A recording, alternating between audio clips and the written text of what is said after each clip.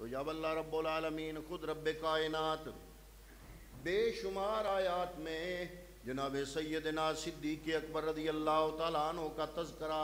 خود رب ہو کے بیان فرما رہا ہے، تو ہمیں بھی یہی زیب دیتا ہے کہ جس ذات کا تذکرہ رب بیان کرے اس کا ذکر پاک کیا جائے۔ پھر ہم جو حضرت سیدنا صدیق اکبر کا ذکر پاک اس طرح تفصیل سے اگر کرتے ہیں تو اس کی ایک وجہ یہ بھی ہے،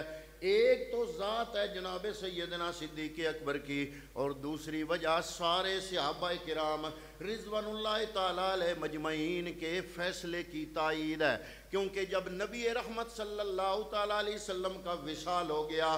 آقا نامدار پردہ فرما گئے، انتقال فرما گئے، اس دنیا سے پردہ فرما گئے، تو اس وقت پیچھے صحابہ کرام رضوان اللہ تعالیٰ علیہ مجمعین نے ابو بکر صدیق کو اپنا خلیفہ بنا لیا، امیر المومنین بنا لیا، خلیفۃ المسلمین بنا لیا۔ اگر ابو بکر صدیق خدا نخواستہ جیسے کچھ ملنگ کہتے ہیں، اگر اس کے مطابق صدیق اکبر رضی اللہ تعالیٰ عنہ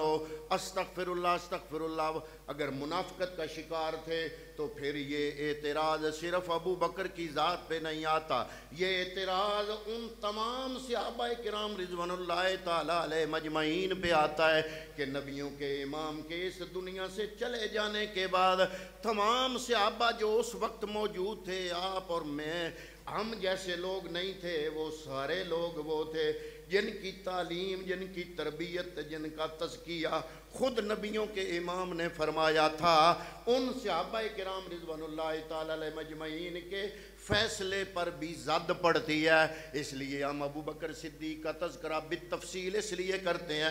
ایک تو آپ کی ذات اس قابل ہے کہ آپ کا تذکرہ کیا جائے، پھر خود خدا ہو کہ قرآن میں بار بار اگر آپ کا تذکرہ فرماتا ہے، نبیوں کا امام بار بار ذکر خیر فرماتے ہیں، تو پھر ہمیں بھی یہ حق بنتا ہے کہ ہم آپ کا تذکرہ آپ کی ذات کی وجہ سے بھی کیا جائے۔ لیکن اگر آپ کی ذات کو سائیڈ پہ رکھ لیں تو 1.25 لاکھ صحابہ کرام رضوان اللہ تعالی علیہ مجمعین، انہوں نے نبی کریم کے جانے کے بعد آپ کو اپنا امام منتخب کیا، تو حضرات محترم یہ زد ان 1.25 لاکھ پہ پڑتی ہے۔ اگر خدا نخواستہ ابو بکر اس قابل نہیں تھے، خدا نخواستہ ابو بکر صدیق نے خلافت کو غصب کیا تھا، جیسے کچھ ملنگ کہتے ہیں کہ غاصب تھے ابو بکر صدیق، استغفر اللہ، پھر یہ غصب جو ہے یہ صرف ابو بکر اس میں ملوث نہیں ہوں گے، پھر 1.25 لاکھ میرے نبی کے صحابہ کرام رضوان اللہ تعالی علیہ مجمعین جنہوں نے ابو بکر صدیق کے ہاتھ پہ ہاتھ رکھ کے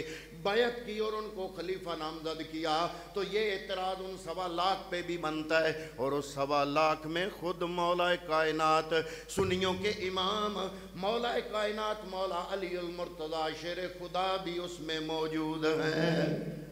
حضرت مولا کائنات مولا علی نے بھی تو بیعت فرمائی تھی، مولا علی بھی تو ابو بکر صدیق کے دور خلافت میں آپ کے لشکر میں شامل ہوئے، مولا علی المرتضی لشکروں میں شامل بھی ہوئے، جہاد بھی فرمایا، غازی بھی بنے، مجاہد بھی بنے، اور گورنمنٹ سے وظیفہ بھی حاصل کرتے تھے۔ اگر خدا نخواستہ ابو بکر صدیق نہ حق خلیفہ تھے، تو مولا علی کا بیٹا حسین جس کو نہ حق سمجھے اس کی بیعت نہ کرے، چاہے کنبہ کٹانا پڑ جائے میدان کرب و بلا میں، تو جس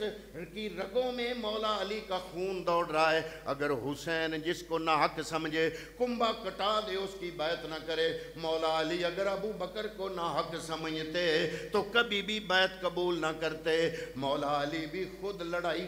لڑتے اور مقابلہ کرتے، لیکن ہمارے نزدیک علی المرتضی شیر خدا ہیں، آپ کسی سے دب کے نہیں بلکہ آپ سے پوچھا بھی گیا، اے مولا کائنات مولا علی المرتضی آپ کے نزدیک اس امت میں افضل کون ہے؟ رواہ علی،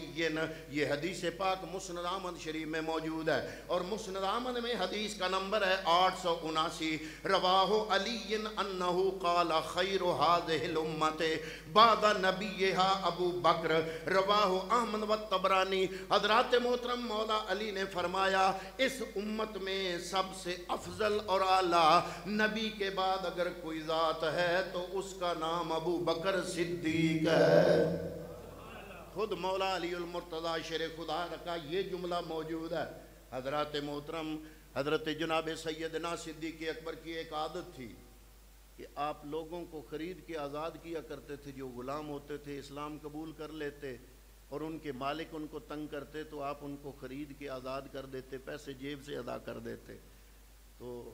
حضرت جناب سیدنا صدیق اکبر نے اسی زمرے میں بلال کو بھی خریدا اور آزاد کیا۔ آپ کے والد محترم حضرت ابو قحافہ، جن کا نام عثمان تھا، کنیت ابو قحافہ تھی۔ ابو بکر صدیق کا اصل نام عبداللہ بن عثمان ہے، عبداللہ بن عثمان، عثمان حضرت ابو قحافہ کا نام ہے، عبداللہ آپ کا نام ہے۔ حضرات محترم اس وقت ابھی کلمہ نہیں پڑھا آپ کے والد محترم نے۔ جب بلال کو خرید کے آزاد کیا تو آپ کے والد فرماتے ہیں ابو بکر تم نے پیسے بھی بھرنے ہوتے ہیں، پیسے دیتے ہو، اتنے پیسے ضائع کرتے ہو، اگر غلام خرید کے آزاد ہی کرنا ہو تو تم ایسے غلام خرید کے آزاد کیا کرو جو پہلوان ٹائپ کے ہوں، صحت مند ہوں، نوجوان ہوں، تاکہ کل جب کسی برادری سے تمہاری لڑائی ہو جائے تو لڑائی کے وقت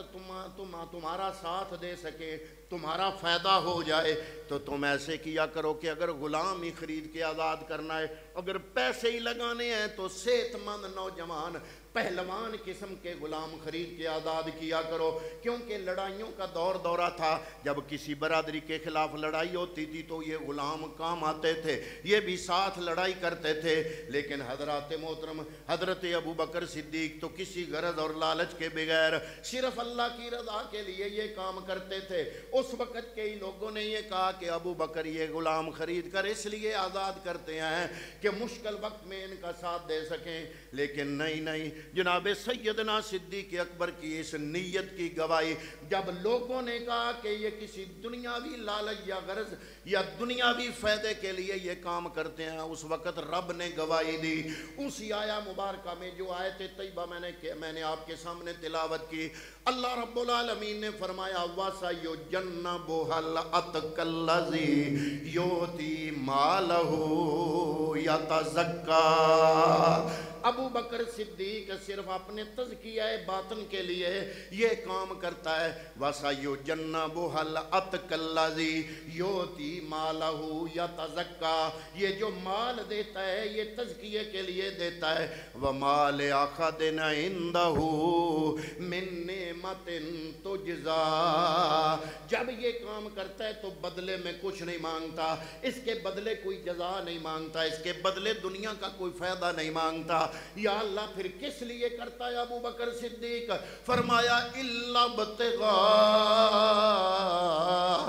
وَجْهِ رَبِّهِ الْأَعْلَىٰ، ابو بکر ایسا کوئی کام دنیاوی منفعت یا لالچ کے لیے نہیں کرتا، رب گواہی دے رہا ہے، بلکہ وَسَيُجَنَّبُهَا الْأَتْقَى الَّذِي يُؤْتِي مَالَهُ يَتَزَكَّىٰ وَمَا لِأَحَدٍ عِندَهُ مِن نِعْمَةٍ تُجْزَىٰ إِلَّا ابْتِغَاءَ وَجْهِ رَبِّهِ الْأَعْلَىٰ، یہ صرف اپنے رب اعلیٰ کو راضی کرنے کے لیے یہ کام کرتا ہے۔ جب لوگوں نے بات کی ابو بکر کی نیت کی گواہی رب نے پیش فرمائی،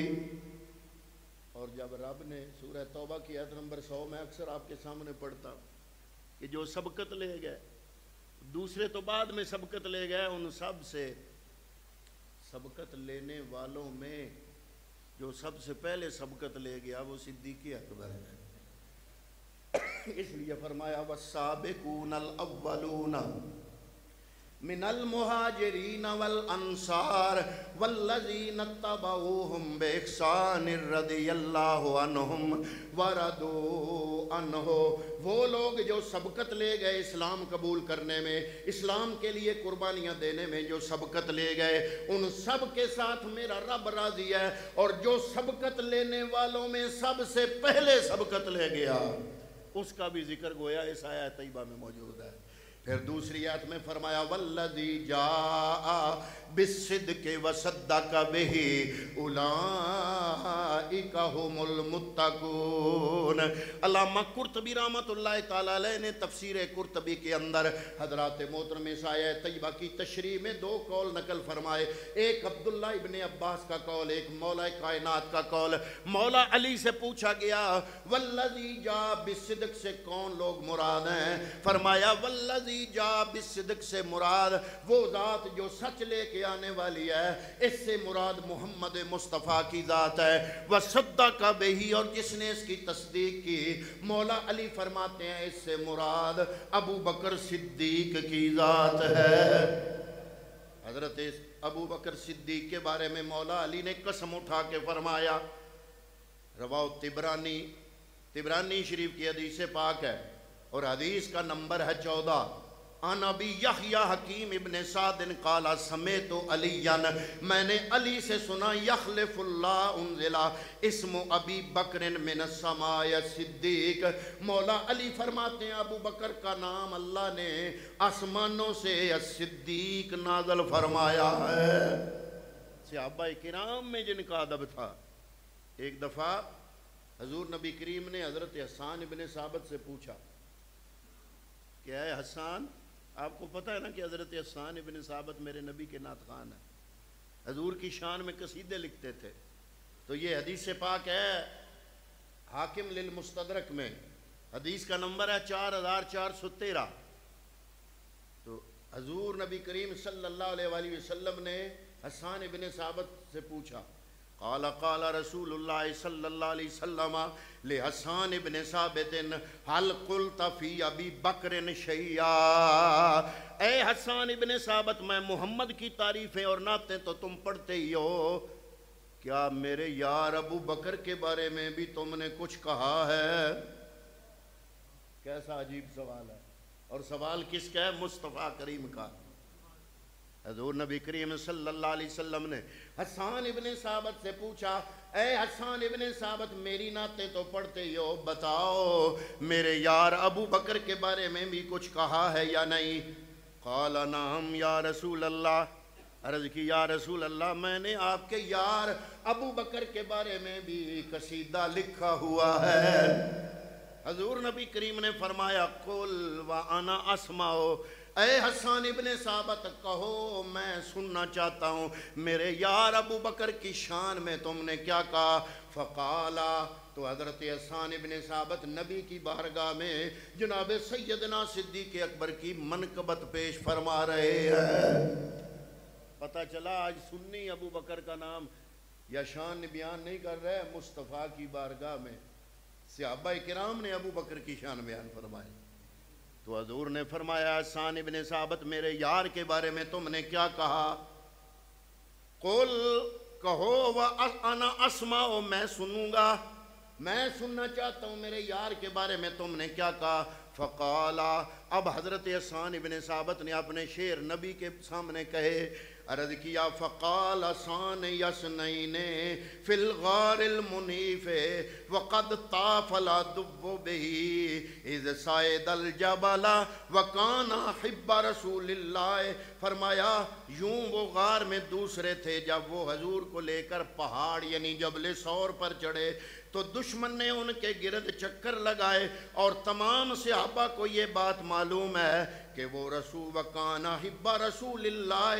کہ وہ رسول اللہ صلی اللہ علیہ وسلم کے محبوب ہیں، اور آپ کسی شخص کو ان کے برابر شمار نہیں کرتے۔ قد علموا من البریت لم یعدل بہ رجلا، حضور نبی کریم ابو بکر کے برابر کسی کو نہیں سمجھتے۔ یہ کون کہہ رہا ہے؟ یہ شعر میں حسان ابن ثابت کھڑے ہو کے کہہ رہے ہیں۔ جب حضور نے یہ سنا تو حضور مسکرا پڑے، حضور نے فرمایا اے حسان ابن ثابت، اے حسان ابن ثابت، تم نے سچ کہا، ابو بکر ایسا ہی ہے۔ اور راوی کہتا ہے کہ حضور نبی کریم اتنا مسکرائے کہ آپ کے سامنے کے دندان مبارک کی ہم نے زیارت کر لی۔ المستدرک للحاکم حدیث کا نمبر ہے 4428۔ حضور نبی کریم اپنے کاشانے سے باہر تشریف لائے، دائیں طرف ابو بکر صدیق ہے، بائیں طرف عمر فاروق، اپنا دایاں ہاتھ ابو بکر صدیق کے کندھے پہ رکھا، بایاں ہاتھ عمر فاروق کے کندھے پہ رکھا۔ اس شان سے نبیوں کا امام جب اپنے کاشان اقدس سے باہر تشریف لائے، باہر صحابہ کرام رضوان اللہ تعالی علیہ مجمعین بیٹھے ہیں، حضور نبی کریم اس شان سے آئے تو حضور نے فرمایا ہاکذا نبعث یوم القیامہ، اے محمد کو اس حال میں دیکھنے والو،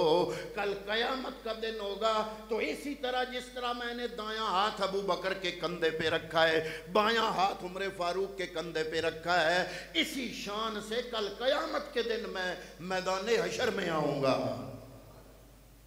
جناب نبی رحمت صلی اللہ تعالی علیہ وسلم نے جن کی عظمتوں کو بیان کیا، حضور نبی کریم کی بارگاہ میں ایک عورت آئی، عرض کرتی ہے حضور اگر آپ کو ہم نہ پائیں تو مسئلہ کس سے پوچھیں؟ فرمایا اگر میں نہ ملوں تو ابو بکر سے پوچھنا ہے۔ اب جو راوی اس حدیث کو روایت کر رہے ہیں وہ فرماتے ہیں کہ اس عورت کی مراد یہ تھی کہ جب آپ کا وصال ہو جائے، آپ ہمیں نہ ملے تو ہم کس سے پوچھیں؟ تو حضور نبی کریم نے فرمایا میں اگر تمہیں نہ ملوں تو میرے بعد ابو بکر سے مسئلہ پوچھنا۔ مولا علی سے پوچھا گیا کہ آپ نبی کے بعد ابو بکر کو خلیفہ مانتے ہیں؟ مولا علی نے بڑا خوبصورت جواب ارشاد فرمایا، فرمایا حضور نبی کریم نے اپنی آخری مرض میں، مرض وصال میں ابو بکر کو حکم دیا کہ ابو بکر، اے ابو بکر جاؤ لوگوں کو نماز پڑھاؤ، یا ابا بکر فلیصلی بالناس، لوگوں کو نماز پڑھاؤ۔ حضرت ام المومنین عائشہ صدیقہ نے عرض کی یا رسول اللہ ابو بکر دل کے نرم ہیں، جب آپ کی جگہ پہ کھڑے ہو کے جماعت کرائیں گے برداشت نہیں کر سکیں گے، ان کو نہ کہو، عمر کو کہیں، عمر دل کا تکڑا ہے۔ تو حضور نے پھر ابو بکر کو حکم دیا، پھر ام المومنین سیدہ عائشہ صدیقہ نے ام سلمہ سے کہا کہ آپ کہو حضور کو کہ ابو بکر یہ برداشت نہیں کر سکیں گے، دل کے نرم ہیں، عمر فاروق کو حکم دیں۔ تو حضور نے ایک جملہ بولا، حدیث پاک میں وہ جملہ موجود ہے، حضور نے فرمایا یوسف علیہ السلام کے زمانے کی عورتوں کی طرح تم بھی یہ کام کر رہی ہو، میں جانتا ہوں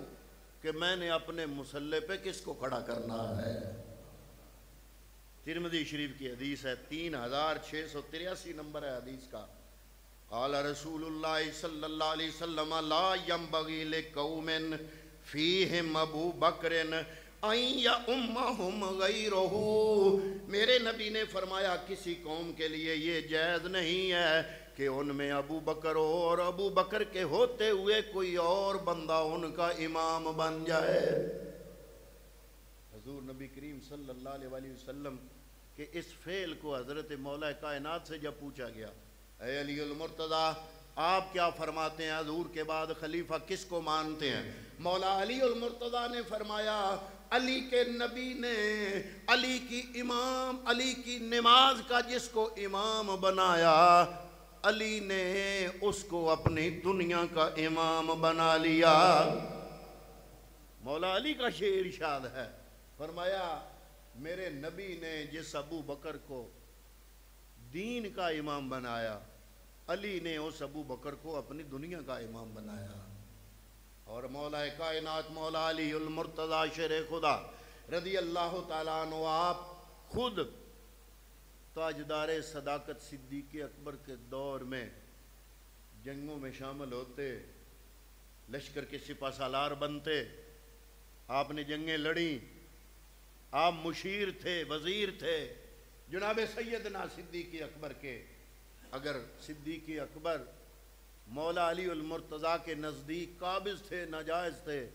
تو مولا علی ان سے کبھی بھی وظائف وصول نہ کرتے۔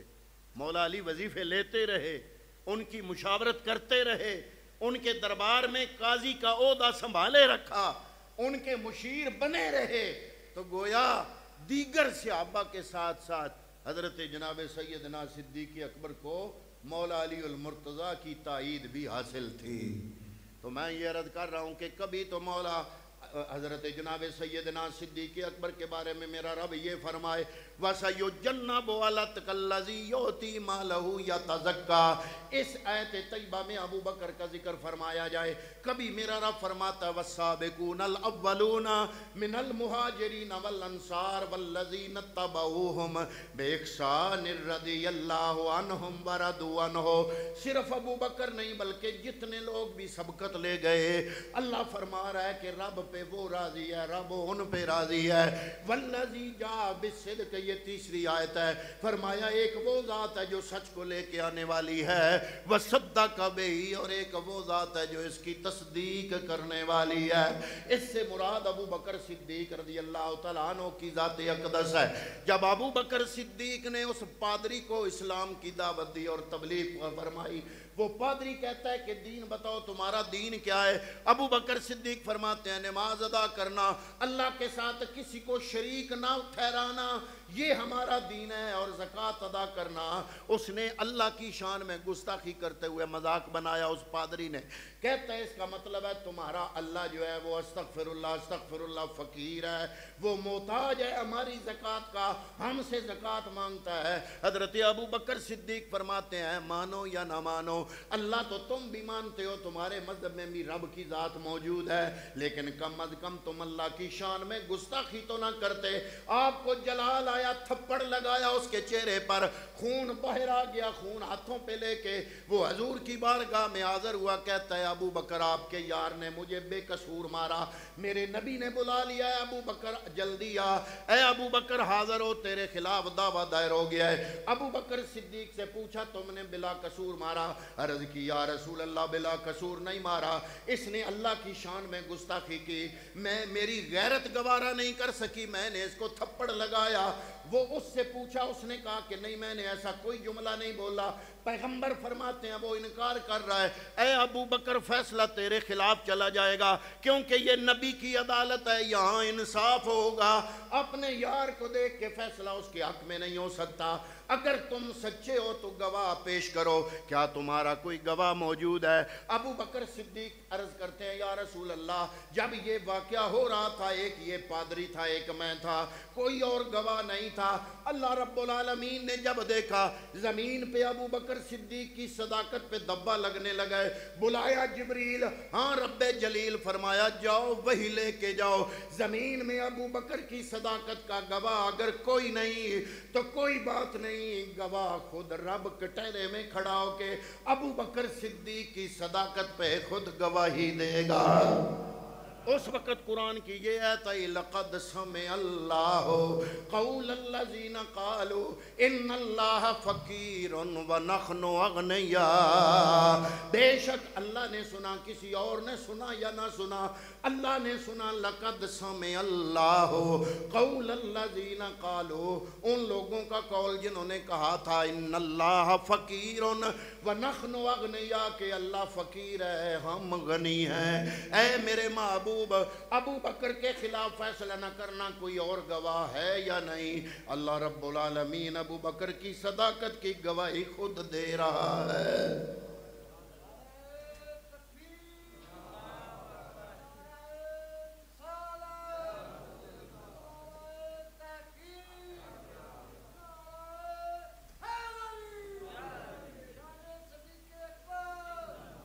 اس لیے ہم سنی بیان کرتے ہیں کہ رب نے ایک آیت میں نہیں کئی آیتوں میں ابو بکر کی عظمت کو بیان کیا، ایک اور آیت طیبہ القرآن مجید میں اللہ نے سب کا ذکر کیا، فرمایا محمد الرسول اللہ، محمد اللہ کے رسول ہیں، والذین معہ، اور وہ جو ان کے ساتھ ہیں۔ اس سے مراد تمام علماء مفسرین نے لیا، اس سے مراد ابو بکر کی ذات ہے۔ اشداء علی الکفار، اس سے مراد عمر فاروق کی ذات ہے۔ رحماء بینہم، اس سے مراد عثمان غنی کی ذات ہے۔ تراہم رکعن سجدین یبتغون فضلا من اللہ ورضوانا، اس سے مراد مولا کائنات مولا علی المرتضی کی ذات ہے۔ کبھی اللہ فرمائے والذی جاء بالصدق وصدق بہ، کبھی فرمائے یا اللہ ان لوگوں کی صداقت پہ لوگ اعتراض کرتے ہیں، یا اللہ ہم کیا کریں؟ فرمایا اکلذی نمتحن اللہ قلوبہم للتقوی،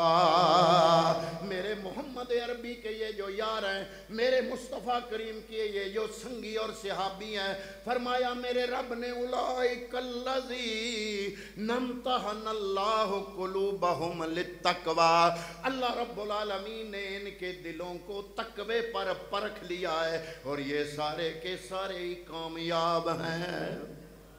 یا ایھا الذین آمنو کے پہلے مخاطب صحابہ کرام، والسابقون الاولون سے مراد صحابہ کرام رضی اللہ عنہم ورضوا عنہ سے مراد صحابہ کرام رضوان اللہ تعالی علیہ مجمعین کی ذات، والذی جاء بالصدق وصدق بہ سے مراد حضور کی ذات اور صدیق اکبر کی ذات، مولا علی کے فرمان کے مطابق، مولا علی کی تشریح کے مطابق، وَسَيُجَّنَّبُهَا الْأَتْقَى الَّذِي يُؤْتِي مَالَهُ يَتَزَكَّىٰ، اللہ فرماتا ہے ابو بکر کسی دنیاوی فائدے کے لیے مال نہیں لٹاتا، بلکہ الا ابتغاء وجہ ربہ الاعلی، اللہ کی رضا چاہنے کے لیے یہ کام کرتا ہے، وَلَسَوْفَ يَرْضَىٰ، اے میرے محبوب اعلان کر دو اللہ اس پہ راضی ہو گیا ہے۔ جب غزوہ تبوک کے لیے سارے لوگ اپنا اپنا مال لے کے آئے، ابو بکر صدیق نے جھاڑو دے کے سارا مال اکٹھا کیا، حضور کی بارگاہ میں آئے، اپنے تن کے کپڑے بھی اتار کے اس میں رکھ لیے، اللہ رب العالمین نے جبریل بھیجا ہے، جبریل جا میرے نبی سے پوچھ کہ اپنے یار سے پوچھو، اللہ تو تجھ پہ راضی ہے ہی ہے، اتنی قربانیاں اسلام کے لیے دینے کے باوجود اللہ پوچھ رہا ہے کیا تیرا یار ابو بکر بھی رب پہ راضی ہے یا نہیں؟ اب سارے کہتے ہیں رب راضی ہو جائے، رب کہتا ہے اے مصطفیٰ تیرا یار ابو بکر راضی ہو جائے۔ حضور نے فرمایا جس جس نے مجھ پہ